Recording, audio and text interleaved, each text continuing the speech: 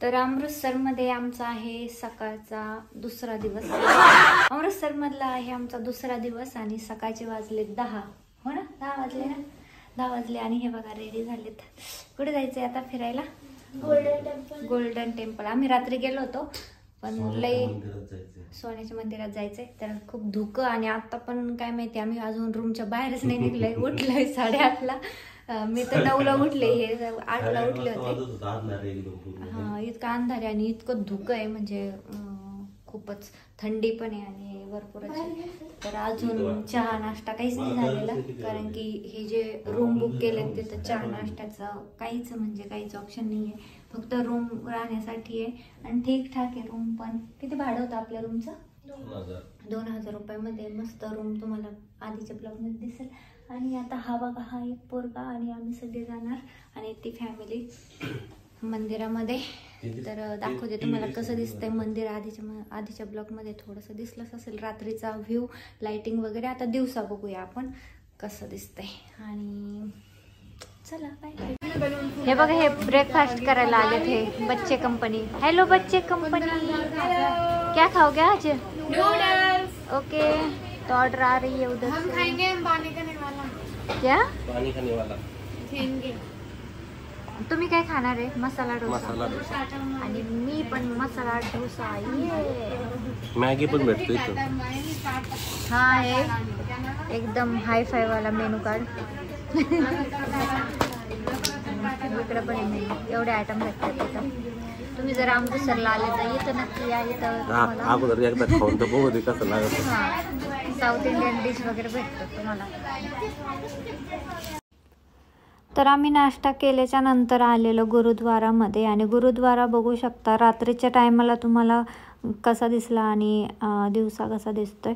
तर दिवसा भरपूर अशी गर्दी होती आणि 2-3 तास लागतात दर्शनासाठी, कारण की इतकी गर्दी असते। लाईन बघू शकता, ही मागच्या साईडला पूर्ण ही लाईनच आहे जी आतमधल्या साईडला दिसलेली आणि हे जे लोक दिसत आहेत ते दर्शन करून बाहेरच्या साईडला चाललेले। तर आम्ही तिथे बसलेलो दर्शन वगैरे झाल्याच्या नंतर, जे आमच्या सोबत होते त्यांचं दर्शन राहिलेलं तर त्यांच्यासाठी थांबलेलो आम्ही। नंतर आम्ही इथेच गुरुद्वारामध्ये फोटो वगैरे शूट केले, पुन्हा इकडं तिकडं फिरलो तिथेच। इतकं प्रसन्न वाटत होतं ना, तिथून जाऊशीच वाटत नव्हतं।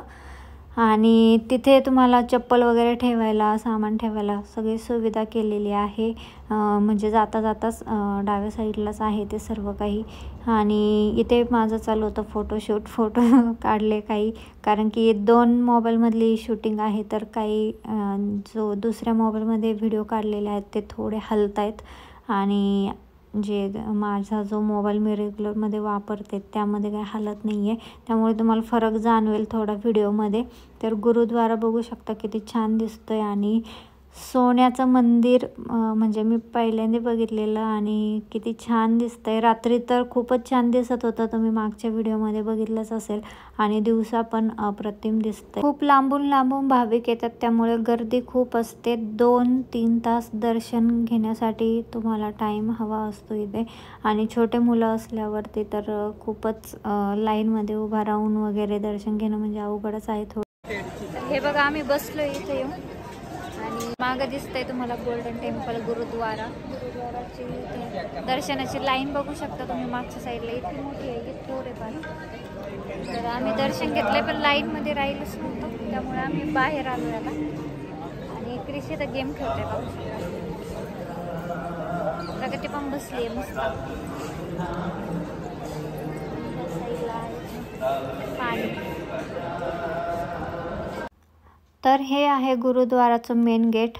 या गेटच्या आतमधून गेल्याच्या नंतर लगेच स्वर्ण मंदिर आपल्याला दिसतं समोर, आणि खूप छान दिसत होतं। रात्री जेवढं सुंदर दिसत होतं तेवढं दिवसासुद्धा सुंदर दिसत होतं। कॅमेऱ्यामध्ये तरी एवढं छान नाही दिसत आहे, पण प्रत्यक्ष गेल्याच्या नंतर इतकं भारी वाटतं तिथे।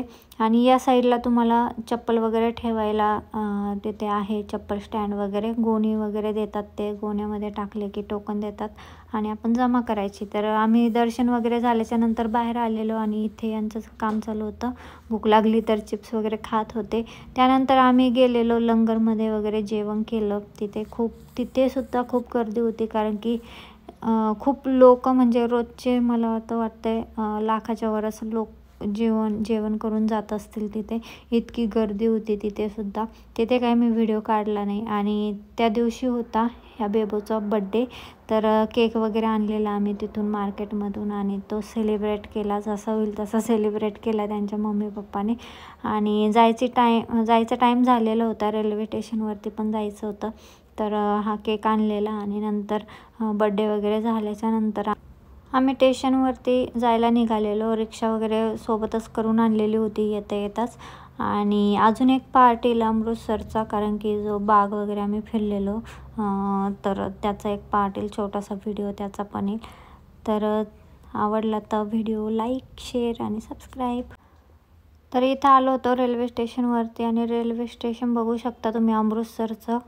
ते पण खूप छान आहे. गर्दी वगैरे काही नसते इथे स्टेशनवरती. आणि मंदिराकडे तुम्हाला जाण्यासाठी तिथेच गेटच्या बाहेर निघल्यास खूप ऑटो रिक्षा खूप काही ना काही भेटून जाईल. आणि येण्यासाठी पण तिकडच्या साईडनी राहतच काही ना काही ऑटो भेटून जातात. आणि रेल्वे स्टेशन बघू शकता तुम्ही, खूप छान आहे, मस्त आहे रेल्वे स्टेशन पण. गर्दी वगैरे काही नव्हती तिथे.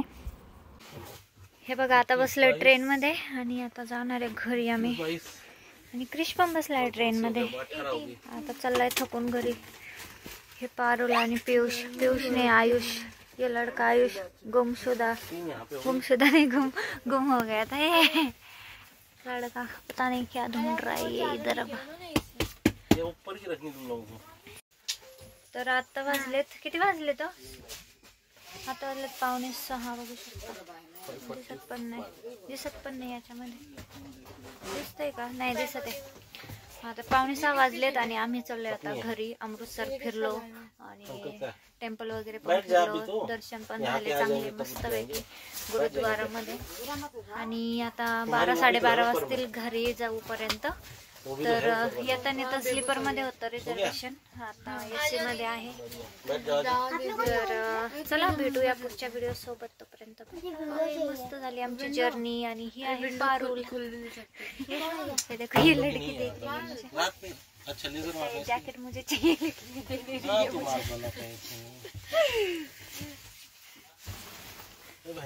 ये देखो ये क्रिश इधर बैठा है. चला बाय बाय. हेलो, मैं हूँ प्रो बॉय. क्या बोला तूने? मैं हूँ प्रो बॉय.